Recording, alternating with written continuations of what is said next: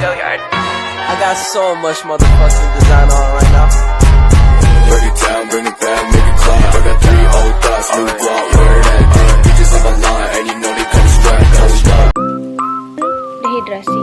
Dehidrasi merupakan kondisi kekurangan cairan tubuh karena jumlah cairan yang keluar lebih banyak daripada jumlah cairan yang masuk. Jika tubuh kehilangan banyak cairan, maka tubuh akan mengalami dehidrasi.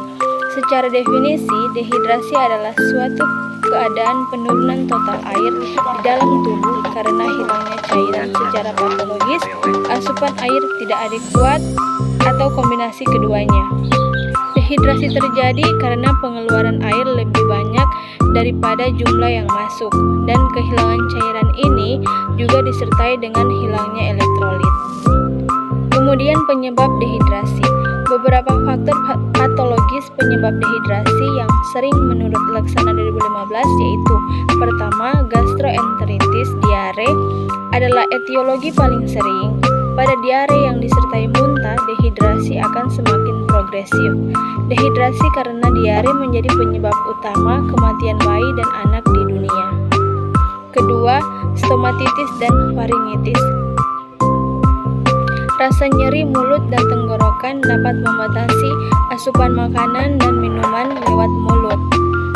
Ketiga, ketoasidosis, diabetes atau KAD, disebabkan karena adanya diuresis osmotik dan berat badan turun akibat kehilangan cairan dan katabolisme jaringan. Kemudian demam. Demam dapat meningkatkan IWL dan menurunkan nafsu makan. Selain hal di atas, dehidrasi juga dapat dicetuskan oleh kondisi heat stroke, tirotoksikosis, obstruksi saluran cerna, fibrosis sistik, diabetes insipidus, dan luka bakar. Kemudian tipe dehidrasi. Pertama, dehidrasi isotonik atau isonatremik. Tipe ini merupakan yang paling sering atau 80%. Pada dehidrasi isotonik, kehilangan air sebanding dengan jumlah natrium yang hilang dan biasanya tidak mengakibatkan cairan ekstrasel berpindah ke dalam ruang intraseluler. Kemudian kedua, dehidrasi hipotonik atau hiponatremik.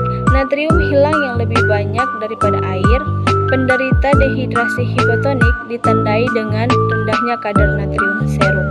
Ketiga, dehidrasi hipertonik atau hipernatremik. Hilangnya air lebih banyak daripada natrium. Dehidrasi hipertonik ditandai dengan tingginya kadar natrium serum. Kemudian derajat dehidrasi. Berdasarkan persentase kehilangan air dari total berat badan atau derajat skala, dehidrasi dapat ringan, sedang, hingga derajat berat. Derajat dehidrasi berbeda antara usia bayi dan anak jika dibandingkan usia dewasa. Bayi dan anak, terutama balita, lebih rentan mengalami dehidrasi karena komposisi air tubuh lebih banyak, fungsi ginjal belum sempurna, dan masih bergantung pada orang lain untuk memenuhi kebutuhan cairan tubuhnya. Selain itu, penurunan berat badan juga relatif lebih besar.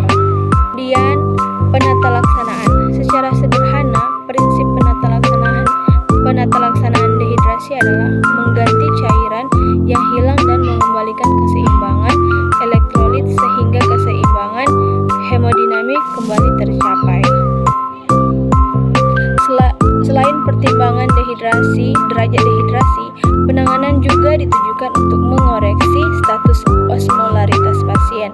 Penanganan kondisi ini dibagi menjadi 2 tahap, yaitu tahap pertama berfokus untuk mengatasi kedaruratan dehidrasi, yaitu shock hipovolemia yang membutuhkan penanganan cepat.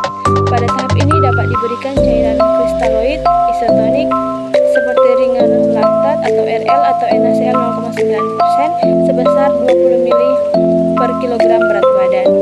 Kemudian tahap kedua berfokus pada mengatasi defisit, pemberian cairan pemeliharaan dan penggantian kehilangan yang masih berlangsung. Kebutuhan cairan pemeliharaan diukur dari jumlah kehilangan cairan atau urin dan tinja ditambah IWL.